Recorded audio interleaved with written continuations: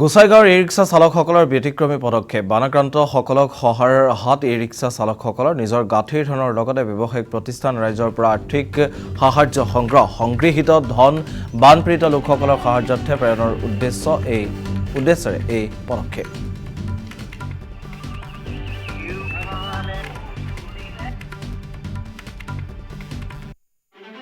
যোৱা 19 তাৰিখত উজনি অসমত শিৱসাগৰ, যোৰহাট, নাজিৰা এই কেইটা জিলাত বৃহৎ পৰিমাণ বন্যা হৈ গ'ল আৰু এই বন্যাত এনেকুৱা এটা ক্ষতিগ্ৰস্ত হৈছে মানে এইটো ক'ব নোৱাৰা অৱস্থাত আছে। আমি ক'ব নোৱাৰিম, আমাৰ মুখেৰে ভাষাৰে আমি ক'ব নোৱাৰিম। সেইকাৰণে আজি আমি চাই আছোঁ যে যোৱা কিমানটা দিন ধৰি আজি চৰকাৰে কিমানখিনি সাহায্য দিছে আৰু আমাৰ আজমল ফাউণ্ডেশ্যনৰ পৰা সাহায্য দিছে আমি নকৰা নাই, দিছে আৰু আমি সিহঁতক ধন্যবাদ দিছোঁ। কিন্তু আজি আমাৰো দায়িত্ব আছে যে আমি ই ৰিক্সা চালকসকলে কিবা এটা কৰিব পাৰোঁ নেকি।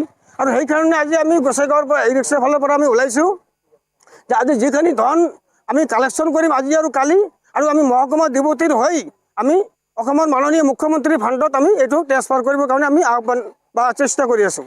সাহায্যৰ কাৰণে আগবাঢ়ি আছোঁ। আজি যিমান আমি টোটো চালক আছোঁ সকলোৱে আমাক দান দিব আৰু তাৰপিছত আমি আজি ৰাইজৰ সবাই মিলি কালেকশ্যন কৰি যিমান হয় আমি মহকুমা অধিপতি আছে আমাৰ সাব ডিভিশ্যনত তাৰ হাতত জমা দিম। জমা দিয়াৰ পিছত সিহঁতে মুখ্যমন্ত্ৰী হিমন্ত বিশ্ব শৰ্মা ছাৰৰ ওচৰত টকাখিনি পঠিয়াই। যোৱা 19